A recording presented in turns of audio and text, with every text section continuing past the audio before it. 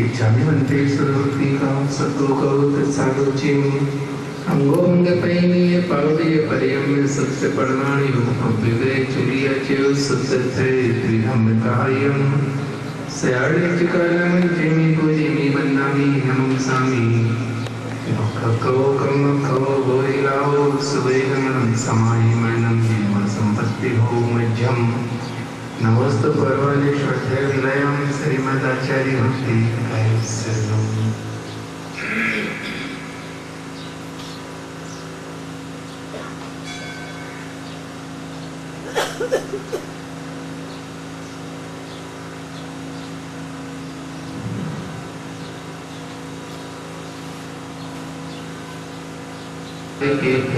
सुवर्मत विभावनां पडुमतीभ्य सुचरितो निदेभ्यो नमो गुरुभ्यो गुरुभ्यो छत्रीश गुण समर्थे पंचव्याचार्य कर्ण संदर्शे शिष्याणुगे कुशले धम्मानि सदा वंदे गुरुवत्ति संजीविनयो तरन्ति संसार सागरं घोरं छिन्नन्ति यट्टकम्मं जम्मं मरणं न पावन्ति ये नित्यं मृतमन्त्रं विनिरता ध्यानाग्निहोत्राकुला षट्कर्मामृतस्तपोधनधना साधुक्रिया साधुवा शीलप्रावरणा गुणप्रहरणाश्चन्द्रार्कते ज्योतिका मोक्षद्वारकपाटपाटनभटा क्रीडन्तु मां साधुवा गुरुवापान्तनोदितं ज्ञानदर्शनायका चारित्रार्णो गम्भीरा मोक्षमार्गोपदेशका इच्छामि भक्ति यारुमति कौसुको तत्सारुचिं सम्मेलन संदर्शन संचरितारणं पंचव्याचरणमायरियाणं आराधि सदनाडोपदेश्याणं उज्जयाणं तिरियन्गुणपाण्डयाणं शब्दसाहुळं स्याणिशिखालमञ्चिमि पूजिमि वन्दामि नमं सामि दुःखको कम्मको भोइलाओ सुवेगमनं समायिमन्नं यद्गुणसम्पत्ति हो मध्यम्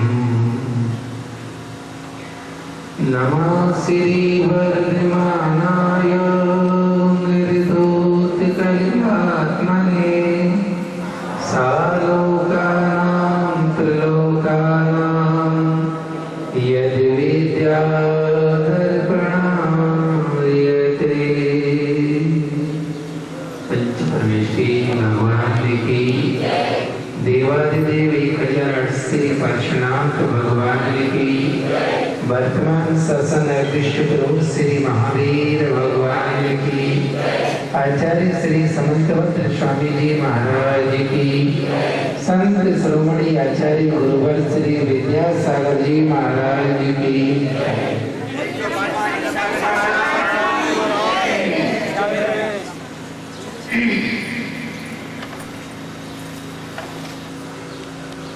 जिस मार्ग पर चलकर के आप मंजिल को पा चुके हैं वह मार्ग आपने ही बताया है और आपने ही प्राणी मार्ग के अंदर की शक्ति को जागृत कर भगवान बनने की प्रेरणा भी दी है। जब सभी के अंदर वो परमात्मा बनने की शक्ति है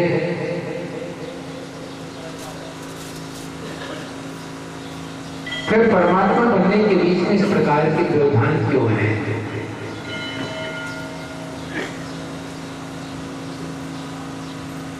अपनी आत्मा से अपने परमात्मा से जब आचार्य महाराज प्रश्न कर रहे हैं तो उनकी आत्मा स्वयं ही अंदर से कहती है, परमात्मा की आवाज बनकर के मुखर होते हैं और परमात्मा के अंदर उनके गूंजती हुई स्वर अनंतनाद वह दिव्य ध्वनि प्रकट होती है। समंतभद्र इस सत्य को कभी भी स्वीकार करने में आनाकानी नहीं करना कि संसार में कोई भी प्राणी ऐसा नहीं है जो भगवान ना बन सकता हो। चाहे वह तरस हो, चाहे स्थावर हो, चाहे भूमि के जीव हो, चाहे मरीज खंड के हो, चाहे नारकी हो, चाहे देव हो, चाहे हमारा पड़ोसी हो, चाहे हमारा मित्र हो, सभी के अंदर भगवान बनने की शक्ति, योग्यता है। यह अकाट्य शब्द है, ये द्रव्य के परिणमन का परिचय है। ये द्रव्य की इस प्रकार की परिणति है जो उत्पाद में द्रव्य विकसित होकर निरंतर अपने शक्ति को, अपने अस्तित्व को अच्छी तरह से कायम रखते हुए निरंतर अपने परिचय का, परिणमन का, अपनी आत्म तत्व की स्थिति का पूरा ध्यान रखकर अपने आप को संभालता है। जब द्रव्य है, परिणमनशील है, तो द्रव्य के परिणमन के साथ साथ जब द्रव्य अपने सम्यक रूप से पुरुषार्थ करे, लक्ष्य को सामने रख करके अपने नियम कानून विधि विधान के अनुसार, आचरण के अनुसार चारित्र से चले, तो कौन कहता है कि भगवान नहीं बन सकते हैं?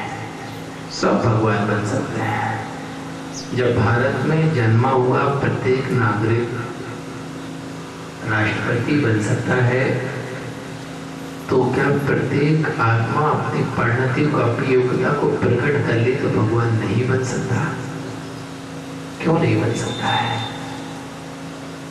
संबंधबद्ध तुम्हारे मन में शंका आई कैसे? आचार्य संबंध स्वामी कहते हैं कि भगवान, मेरे मन में आपके वचनों को लेकर भी शंका नहीं है।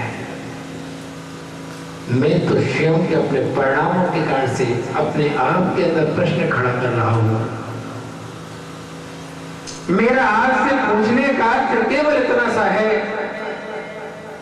अनात्मार्थम बिना रह गई शास्त्री शास्त्र शास्त्री शतो हितम ध्वनन शिल्पी करश परशान मुर्या किम अपेक्षित है। भगवान, आपने सबसे कहा है कि तुम भगवान बन सकते हो। ये तो मेरे अंदर अकाट्य श्रद्धा है, विश्वास है, दृढ़ता है, आस्था है। यदि कोई मेरे हृदय को निकाल करके देखना भी चाहे तो उसके अंदर भी आपके श्रद्धावान पीतराजन प्रतिमा है, वही मूर्ति दिव्य चेतना के साथ विराजमान है। इसलिए आपके प्रति मेरे मन में कोई शंका नहीं है। किंतु भगवान, मेरा मन कह रहा है कि आपने उपदेश दिया है, तत्व का उपदेश दिया है, भगवान बनने का उपदेश दिया है, परमात्मा बनने का मार्ग दिया है, इस आत्मा को पतन से पावन होने का मार्ग दिया है, संसारी से सिद्ध होने का मार्ग दिया है, प्रत्येक आत्मा की शक्ति का आपने परिचय कराया है। लेकिन मुझे ये तो बताओ कि संसार में यदि कोई कुछ भी कहता है तो बदले में कुछ ना कुछ लेता है। और हमें इसलिए आपकी बात पर ऐसा लगा कि आपने कुछ भी नहीं लिया, अनात्मा था, कोई प्रयोजन नहीं, कोई अर्थ नहीं, कोई लक्ष्य नहीं, कोई किसी प्रकार की कामना नहीं, कोई इच्छा तुम्हारे पास नहीं है कि मैं तुम्हारी उपदेश दे रहा हूं आत्मा को परमात्मा बनने के लिए, तुम बदले में मुझे कुछ दे देना। भगवान, मैं संसार में जीता हूं, तो संसार में तो ऐसा ही होता है। यहाँ तो देने वाला भी लेता है और लेने वाला भी देता है। जब इस प्रकार की परिणति हो तो आपने अपने आप में सब कुछ पाने के बाद सब कुछ देने के लिए, क्योंकि भगवान के पास अनंत शक्ति है, तो अनंत दान भी देते हैं, निरंतर देते हैं। लेने वाले की अपनी पात्रता है, जितना बर्तन पास तुम लेकर के जैसा गए हो वैसा वहां से भर के लौट सकते हो। ये तुम्हारी अपनी क्षमता है। तुम चाहो तो सब कुछ ले लो, उसी भाव से भगवान बन जाओ, और चाहो तो लेने के बाद खाली होकर के लौट आओ। इसमें परमात्मा कहते मैं क्या करूं, मैं तो अनात्मा था। समझबद्ध स्वामी जी कहते भगवान, आपने बिना कुछ लिए सब कुछ दे दिया है। बंधु, ध्यान रखना, जो लेने की इच्छा से दिया जाता है वह दिया नहीं जाता, वह तो केवल पाने की आकांक्षा से दिया गया है। वहां तो व्यवसाय है, व्यापार है, वहां इच्छाएं हैं, वहां दुख है, वहां बदले की इच्छा के साथ साथ वक्त आने पर अपने किए गए उपकार को चुकवाने की क्षमता है। तुमसे मांग रहा है, दे नहीं रहा है, पर तुम्हें दे करके अपने आप के अनेक कुएं खोद रहा है जहां से निरंतर पानी खींचता रहेगा। संसार देता है किंतु कुआं बन करके तुम्हारा निरंतर शोषण और पोषण करता रहता है। परमात्मा कहते अनात्मार्थम, मैंने दिया है, लेने के लिए नहीं दिया, मैंने स्वयं जो कुछ पाना था अपने भीतर से पा लिया। संसार से पाने के नाम पर केवल पाप मिलता है, संसार में सुख नहीं मिलता, संसार में परमात्मा नहीं मिलती, संसार से पुण्य नहीं मिलता, केवल पाप मिलता है।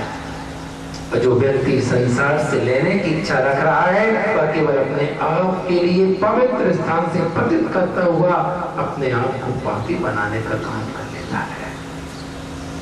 संसार से कभी मत मांगना, मांगने जाओगे केवल दुख लेकर के आओगे। बिन मांगे मोती मिले, मांगे मिले न भीख। दुख मिलता है दुख, इसलिए कभी किसी से मत मांगना। अरे मांगना तो मृत्यु के बराबर है। तुमने यदि अपेक्षा भी रखी कुछ मिल जाए, इस अपेक्षा के बदले में उपेक्षा मिलती है, कसाई मिलती है, और उस कसाई के माध्यम से केवल मलिनता मिलती है, दुख होता है। इसलिए अपेक्षा भी मत रखना, तो अपेक्षा भी तुम्हारे भीतर निरंतर कांटे चुभाती है। यदि किसी ने हमारी बात मान ली तो मैं राजा हो गया, मैं श्रेष्ठ हो गया, मैं धनवाला हो गया, मैं बहुत बड़ा हो गया, मेरी आज्ञा मेरा प्रभाव चलने लगा, और मैं अपने आप के अहंकार के कारण से अपनी आत्मा के अध्यात्म को दूर करता हुआ, मैं यानी आत्मा, वह आत्मा जब अहंकार से भर जाती है तो अध्यात्म से परे अपने आप को अंधकार में डाल देती है। इसलिए ध्यान रखना, संसार में ना अपेक्षा लेके चलना और ना ही मांगने में जाना। मांगन मरण समान है, मत मांगो कोई भी, मांगन से मरना भला, यह सतगुरु की सीख है। किससे मांग रहे हो? यदि मांगने का भाव बनाया है उस परमात्मा के पास जाओ, जो दोनों हाथ से नहीं सर्वांग से दे रहा है, जिसने कभी किसी भी भाग को, किसी भी हाथ को रोका नहीं, जो निरंतर बांट रहा हो, वहां चले जाओ। तुम यदि किसी और के पास जाओगे तो उसने अपनी मुट्ठी बंद कर ली, हाथ संकोचित कर लिया, तो परिणाम तुम्हारी झोली में केवल कांटे आएंगे, दुख आएगा। इसलिए किसी और के पास मत जाना मांगने के लिए। इसलिए भगवान कहते अनात्मार्थम, बिना आ गई माने तुमसे कुछ लेना भी नहीं है, कोई प्रयोजन भी नहीं है, कोई इच्छा भी नहीं है, और तुमसे कोई राग भी नहीं है, क्योंकि राग से जो उपदेश दिया जाता है केवल आग जलती है। अनंत भगवान राग से उपदेश नहीं देते, ध्यान रखे रहना। भीतरागी हैं आचार्य उपाध्याय साधु परमेश की सम्यक दर्शन के उस गुण का पालन करते हुए प्रसन्न सम्यक अनुकंपा आस्तिक का इन चार गुणों के सराग सम्यक दर्शन की भूमिका में जहाँ उल्लेख किया गया, वहाँ सराग सम्यक दृष्टि अनुकंपा गुण का विस्तार करता हुआ प्राणी मात्र को अपने समान समझता है और सबके दुख को दूर करने के लिए सहयोगी बनकर के, साथी बनकर के बैठ जाता है, वह संभालता है। इसलिए वह तो फिर भी दे रहा है, कहीं अपनत्व से तुम्हारे लिए भगवान बनाने के लिए, मार्ग पर लाने के लिए, दुख से मुक्ति के लिए तुम्हारे लिए सब कुछ दे रहा है। किंतु भगवान कहते मेरा तुमसे कोई राग नहीं है। तो भगवान बिना राग के बोलते हैं भविभाग न बच जोगे वशाय, तुम्हें ध्वनि वह सुनी विभ्रम नशाय। भगवान भव्यों के भाग्य से बोलते हैं, भगवान अपने भाग्य से नहीं बोलते, वह तो अपने भाग्य से महाभाग्य भगवान बन चुके हैं। उनके भाग्य में अब किसी प्रकार का कोई विकल्प नहीं है। पुण्य और पाप के खेल में भाग और दुर्भाग्य होते हैं, वह तो भगवान है, पुण्य पाप से परे हो चुके हैं।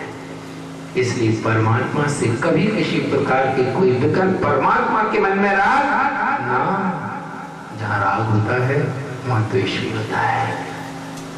जहाँ राग से दिया जाता है वहाँ द्वेष से छीन लिया जाता है।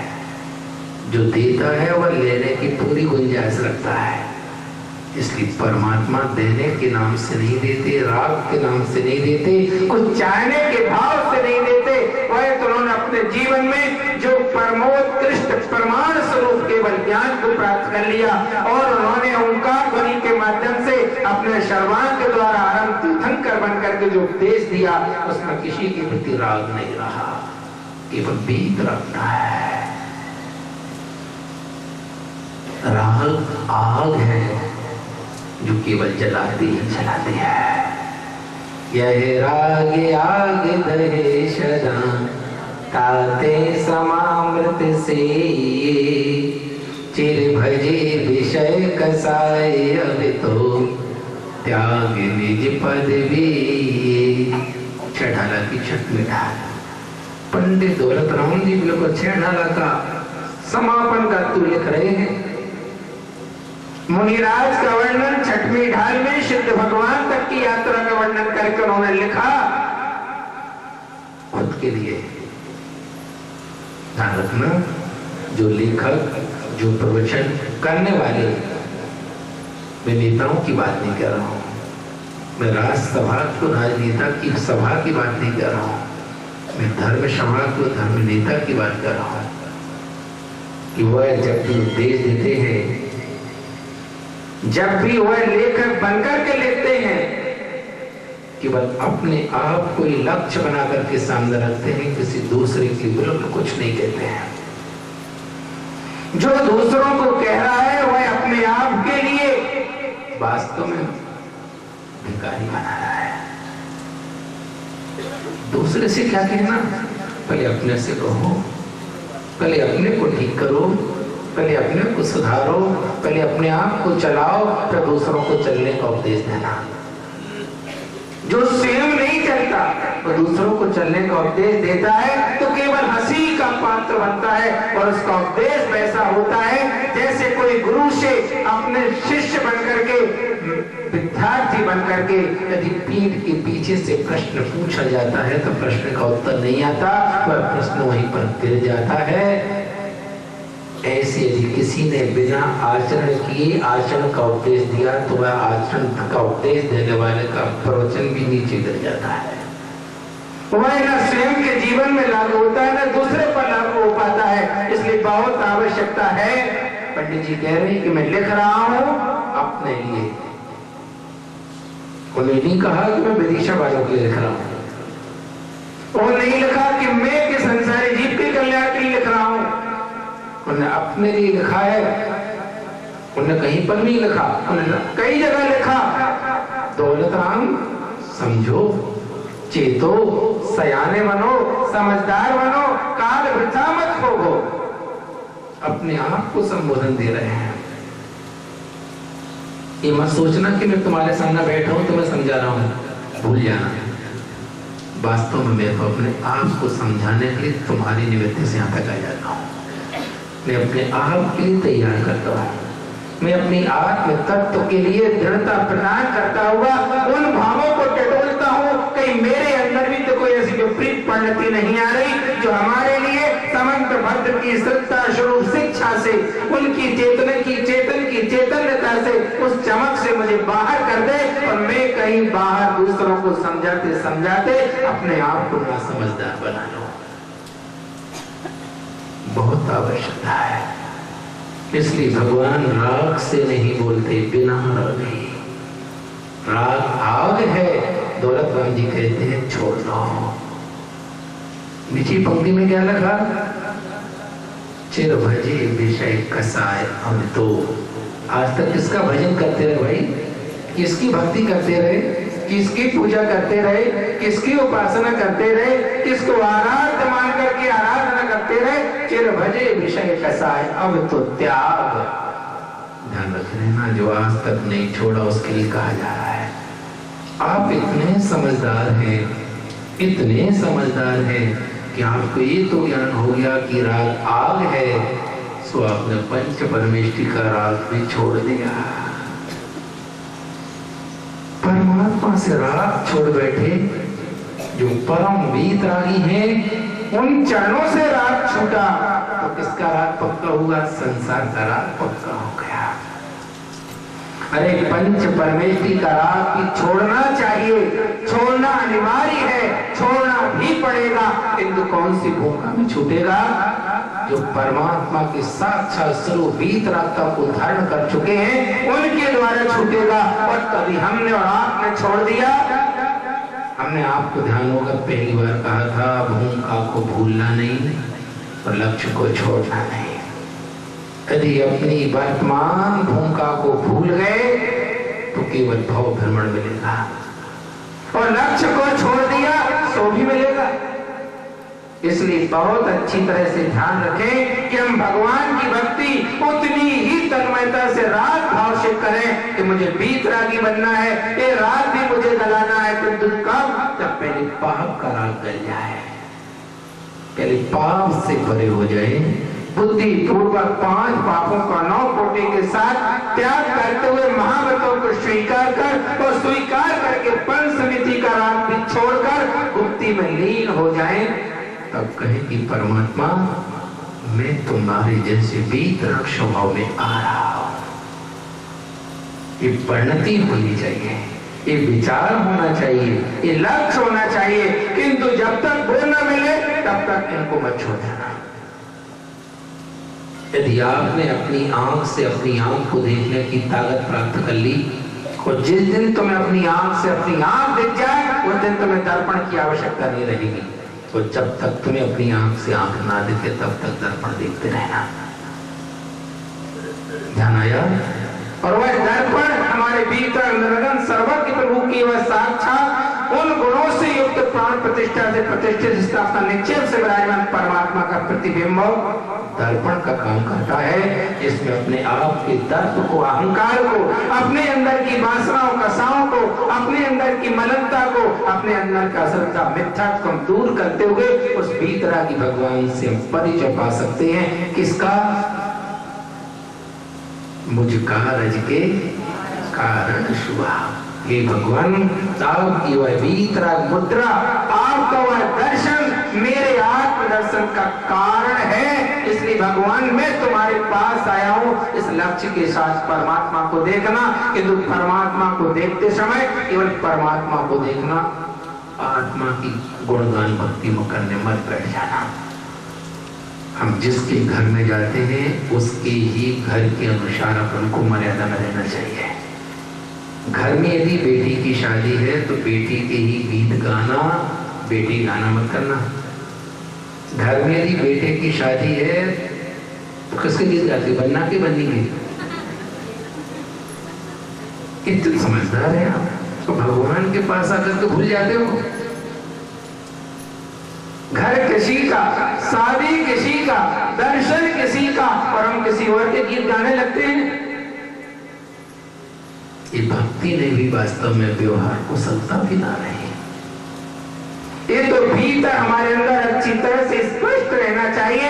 आचार्य सौभद्र स्वामी जी भगवान से कह रहे, तो भगवान कहते हैं, और पंडित दौलत राम जी कहते राग आग है, इसलिए भगवान बिना राग को दे देते हैं। इन सारे रागियों को ध्यान रखना चाहिए, जब तक वीतरागी ना बनो तब तक परमात्मा के चरणों का राग मत छोड़ देना।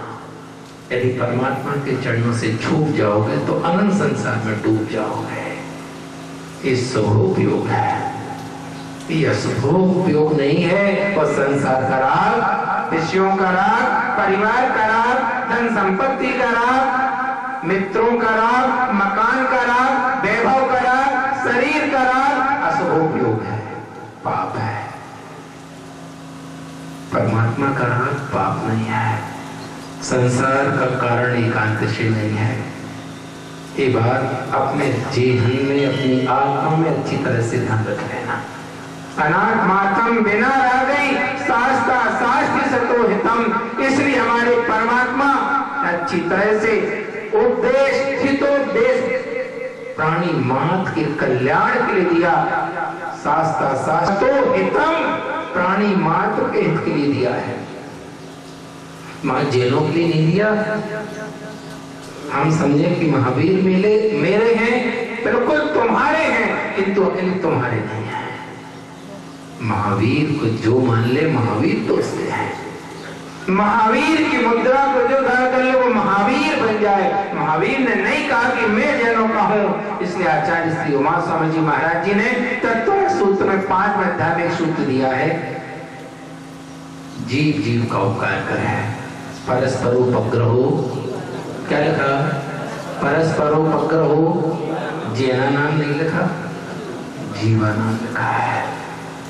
यदि वह जैना नाम कहते तो भगवान जिनेन्द्र स्वामी का धर्म ना होता। वह तो प्राणी मात्र का धर्म है, सर्व कल्याण का, सर्व के मंगल का धर्म है। ये बात आचार्य समर्थ स्वामी जी भगवान के लिए अपने हृदय में विराजमान करके आज परीक्षा के लिए अपने आप के लिए प्रमाणित सिद्ध करने के लिए बैठे राज दरबार में, जहाँ पर राजा ने कह दिया कि तुमने बता दिया कि मेरे भगवान वीतरागी है, और भगवान से पूछ रहे हो कि भगवान आपने उपदेश दिया था, प्राणी मात्र के कल्याण के लिए दिया था, किसी अपेक्षा के बना दिया था, और आप स्वयं उदाहरण दे रहे समन्वत स्वामी जी, मूल जाके अपेक्षा थे। यदि ढोलक को बजाया जाता है तो वह ढोलक बजाने वाले से बदले में कुछ मांगती है? कुछ नहीं मांगती। वह तो बजाने वाला जैसा बजाता वैसा स्वर निकालती है।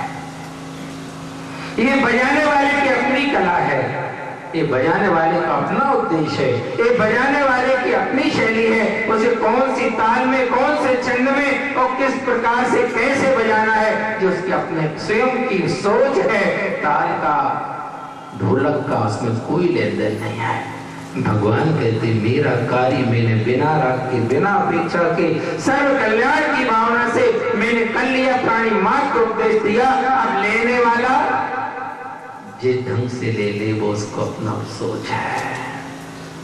बंधु, हम भगवान की बात को, भगवान के वचन को, भगवान की दिव्य ध्वनि को, उनकी आज्ञा को उनके अनुसार लें, अपने अनुसार बिल्कुल ग्रहण न करें। भगवान की वाणी जिन वाणी है, और जिनवाणी जिनेन्द्र भगवान के अनुसार है तो जिनवाणी है। जिनवाणी जनवाणी नहीं है। और जब जिनवाणी आचरण में आ जाए, जीवन में आ जाए, तो जन जन के कल्याण की वाणी बन जाती है और सर्वोपकारी हो उठती है। इस अपेक्षा से बात अलग है, किंतु भगवान की वाणी जिनवाणी है। इसलिए जिनेन्द्र भगवान किसी प्रकार से नहीं है, किसी प्रकार से रागी नहीं है, किसी प्रकार से विकल्प नहीं है, कोई अपेक्षा नहीं रखते। आचार्य श्री समंत भद्र स्वामी जी ऐसे परमात्मा की वाणी को, जिसमें कोई राग नहीं है, किसी से द्वेष नहीं है, उसको अपने हृदय में धारण करते हुए बैठे हैं, ध्यान लगा करके। अंदर प्रश्न खड़ा होता है कि भगवान की वाणी प्रमाणिक है, कैसी है? प्रमाणिक है यानी वक्ता प्रमाणिक है तो वचन प्रमाणिक है, और वक्ता में प्रमाणिकता नहीं है तो उसके वचनों में भी प्रमाणिकता नहीं है। आचार्य श्री पूज्यपाद स्वामी जी ने सर्वार्थ सिद्धि ग्रंथ के अंदर लिखा त्रयो वक्ता रहा। वक्ता केवल 3 है। असमूल ग्रंथ कर्ता श्री सर्वज्ञ देवा, तदुत्र ग्रंथ कर्ता श्री गणधर देवा, प्रति गणधर देवा, अराति आचार्य।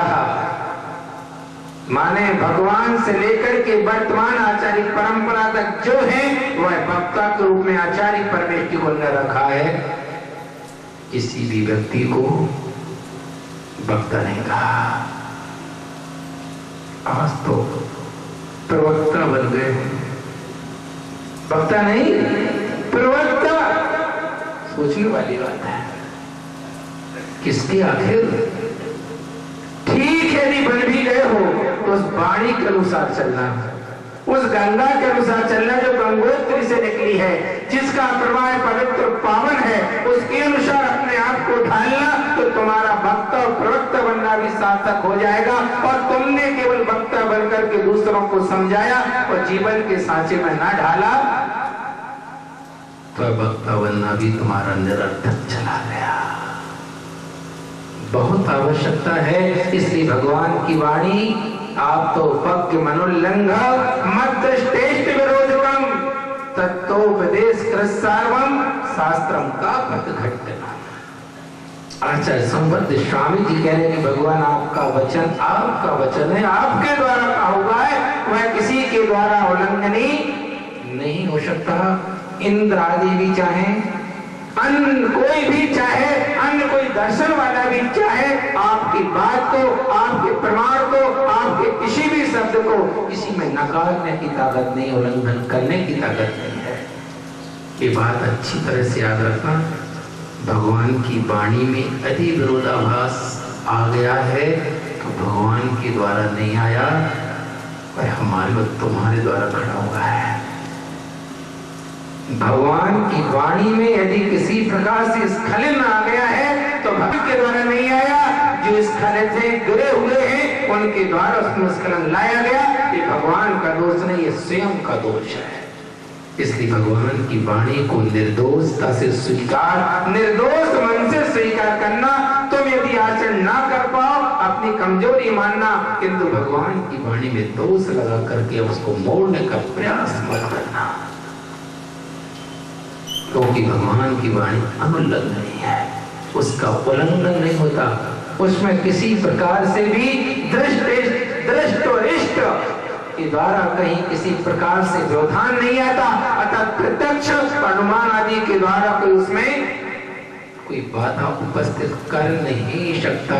यदि कोई कितने भी प्रकार के प्रमाण लेकर के आ जाए, कोई किसी प्रकार का अनुमान आदि लगाने बैठ जाए, भगवान की वाणी उन सब के लिए तत्काल वहीं पर समाधान प्रस्तुत करती है, क्योंकि भगवान की वाणी सर्वज्ञ की वाणी है। और सर्वज्ञ जिसने 3 लोग को एक साथ जाना है, उसके बाद बोला है, वह जान करके बोल रहे हैं, आप अनजान बन करके बोलते हो, बस वहीं पर दोष आ जाता है।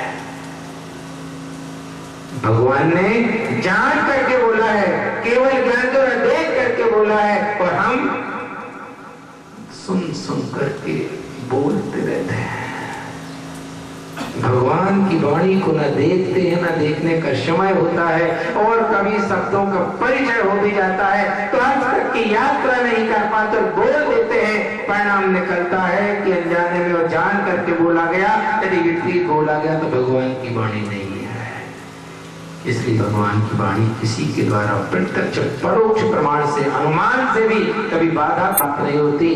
दृष्टि विरोधकम तत्वोपदेश का सर्वम, प्राणी मात्र के लिए तत्व का उपदेश दिया है। प्राणी मात्र स्वयं जीव तत्व के रूप में है, उसके जीवत्व की पहचान बताई, उसके जीवत्व के सत्य असत्य रूप परिणमन का परिचय कराया, उसके शुद्ध अशुद्ध की स्थिति का परिचय कराया, उसकी द्रव्य गुण पर्याय का परिचय कराया। शुद्ध कौन है, अशुद्ध कौन है, गुण क्या है, अवगुण क्या है, पर्याय किसका परिणमन है, किसके बिना पर्याय नहीं है, क्योंकि द्रव्य गुण और पर्याय के बिना नहीं होता। और जब द्रव्य गुण पर्याय के बिना नहीं होता तो द्रव्य जैसी है उसके गुण भी वैसे हैं, उसका परिणमन यानी पर्याय भी वैसी है। ध्यान रखिए ना, जिनकी पर्याय जिनेंद्र भगवान की, सिद्ध भगवान की शुद्ध है, उनकी द्रव्य भी शुद्ध है, उनकी गुण भी शुद्ध है, उनकी पर्याय भी शुद्ध है।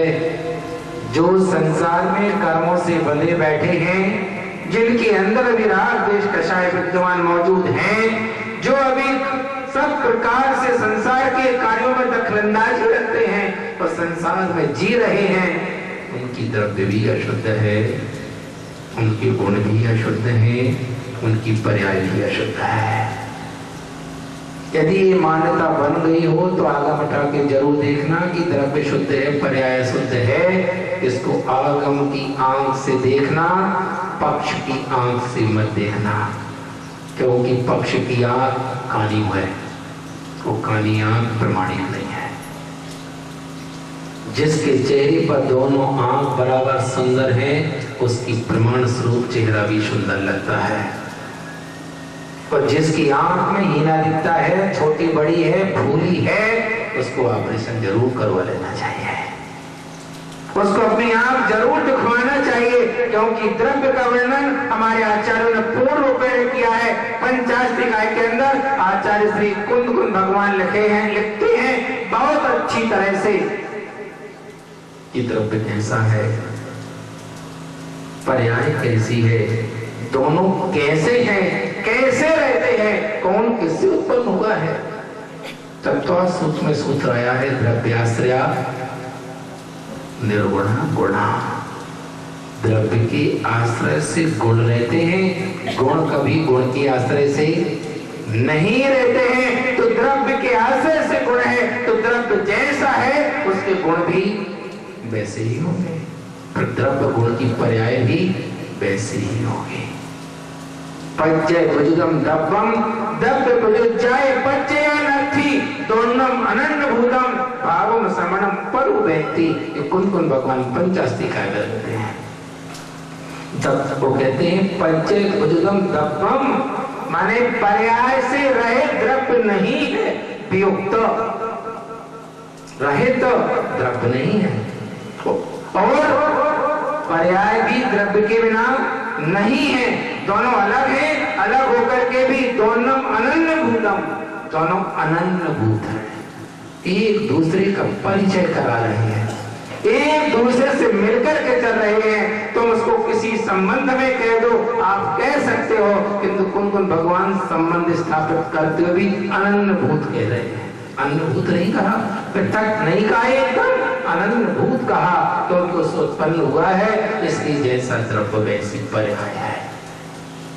आज आचार्य संभक्ति स्वामी जी भगवान के तत्व के उपदेष्टा को सिद्ध करते हुए, भगवान की वाणी को स्वीकार करते हुए कहते, भगवान आपका मार्ग कापथ घट्टनम मिथ्या मत का खंडन करने वाला है, मिथ्या मार्ग के लिए अच्छी तरह से निरसन करने वाला है, उसके लिए अच्छी तरह से समझाइश देने वाला है। इसलिए भगवान आपका मार्ग सत्य है। आचार्य संभक्ति स्वामी जी आज ऐसे ही राज दरबार में बैठकर उस मिथ्या मत को दूर करते हुए सबके अंदर भगवान की श्रद्धा का दीपक जलाने के लिए अपने अंदर परमात्मा के गुणों के साथ चिंतन मनन करते हुए बड़ी प्रसन्न मुद्रा के साथ अपने भावों को व्यक्त करते हैं और भगवान की स्तुति करना प्रारंभ करते हैं।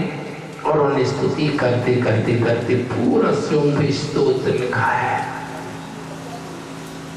और स्वयंभू स्तोत्र के अंदर भगवान श्री आदिनाथ स्वामी से लेकर वर्तमान शासक महावीर स्वामी तक की स्तुति की गई। और उन्होंने भगवान श्री आदिनाथ से लेकर पार्श्वनाथ स्वामी तक कोई भी वंदना शब्द नहीं बोला। और जैसे चंद्रप्रभु भगवान के लिए उन्होंने बोलना चालू किया, उनके चेहरे पर अपने आप, उनकी वाणी में अपने आप, उनके हाथ में के स्थान तक जुड़ जाते हैं। चंद्र प्रभम चंद्र मरीचि गौरम चंद्रम द्वितीयम जगतीव कांत्यम वंदे विवंद्यम महिता मशीन्द्रम जनम जित स्वांत कषाय वन्यम। हे चंद्रप्रभु भगवान, आप कसाय से रहे, आप कसाय की परिणति से युक्त तीनों लोगों के द्वारा वंदनीय हैं। आप इस प्रकार हैं, ऐसा स्वरूप संसार में किसी के पास नहीं है। हे वीतराग सर्वज्ञ प्रभु, मैं आपके लिए वंदना नमस्कार करता हूँ। जैसे उन्हें शब्द बोले, पाषाण खंड अभाव से ग्रसित था, सद्भाव से भर गया। परमात्मा का वह प्रतिबिंब साक्षात परमात्मा का आकार लेकर प्रकट हो गया। बंधु ध्यान रखना, समंत भद्र कोई खेल नहीं खेल रहे थे। समंत भद्र का आज अपन कभी लोगों को समझाने, बच्चों को समझाने, भले वह रूप दिखाने के लिए कुछ क्रिया कर लेते हो, लेकिन साक्षात समंत भद्र ऐसा कोई कार्य नहीं कर रहे थे, कब भगवान की भक्ति में थे। और उनकी भक्ति का प्रमाण सारे लोगों ने, राजा ने, मंत्री परिषद ने अपनी आंखों से देखा, लेकिन उनकी स्तुति बंद नहीं हुई, क्योंकि हमारा काम पूरा होगा। इसलिए महाराज हम जा रहे हैं, नाम उतने स्वार्थी नहीं थे। ये तो आप लोग सोच सकते हैं। समंत भद्र स्वामी परमार्थी थे, और उनके परमात्मा में परमात्मा का दिव्य दर्शन था, और उनके दिव्य दर्शन में आत्म दर्शन का मार्ग था। और आत्म दर्शन परमात्मा की जोश से अपने अंदर के भीतर के परमात्मा को मिला रहा था, इसलिए उनके अंदर कोई विकल्प नहीं था। प्रबल प्रेम के पाले पड़कर प्रभु को नियम बदलते देखा, अपना मान भले टल जाए, भक्त का मान न टलते था। आज भक्त विजित हुआ। आज भक्ति ने भगवान को साक्षात लाके खड़ा किया। आज सबके हृदय में परमात्मा की दिव्य ज्योत तो श्रद्धा का रूप बन करके आकार ले चुकी और सभी के हृदय में ऐसी हिलोरे तरंग उठने लगी। स्वयं साक्षात राजा शिवार्य समंत भद्र के पास आते हैं। आपका समय हो गया है। आकर के क्या कहते हैं, क्या होता है? लोग सोचते हैं कि महाराज इतनी सी घटना इतने बड़े दिन से चल रही है, कब क्या करोगे आप? बंधु, घटना नहीं है, ये जीवन घट जाए वैसा इसके लिए है। यह केवल समंत भद्र की कथा नहीं है, प्रत्येक जीव की भद्रता प्रकट हो जाए, प्रत्येक आत्मा परमात्मा से लो लगा ले, प्रत्येक आत्मा के अंदर मिथ्या का अंधकार निकल जाए, प्रत्येक आत्मा परमात्मा के मार्ग की आज्ञा को स्वीकार कर ले। हमारा लक्ष्य केवल एक है कि तुम सब भगवान बन जाओ। ना समंत भद्र की कथा किसी के सुख दुख की कथा नहीं है, ये हमारी आत्मा की विधा को मुक्ति प्रदान करने वाली है, हमारे भीतर भटके परमात्मा को जागृत करने के लिए है। हम अपने अंदर अपनी शक्ति को पहचान के उन समंत भद्र की तरह यदि पाषाण खंड के सामने बैठे तो परमात्मा को आना पड़े, इतनी श्रद्धा भक्ति प्रकट हो जाए। हमारा लक्ष्य वो है कि तुम अपने माथे को संसार में जहां चाहे पटक के मत आ जाए करो। इसकी भगवान से मैं प्रार्थना करता हूँ कि भगवान समंत भद्र सब बन जाए। सबकी इतनी दृढ़ता, इतनी आस्था, इतना विश्वास, इतना परमात्मा का प्रेम, परमात्मा के प्रति इतनी लगन, इतनी रुचि, इतना ज्यादा भक्ति में इतनी तन्मयता आ जाए कि प्रत्येक व्यक्ति संसार को भूल जाए, केवल उसको भगवान याद रहे। जब अकेले भगवान याद रहे बंधु, तो ये समझना कि भगवान बन जाओगे। तुम यदि भगवान को भूल कर के साथ में किसी और को याद रखा तो ध्यान रखना वो तुम्हारा मित्र नहीं है, शत्रु आ गया बीच में।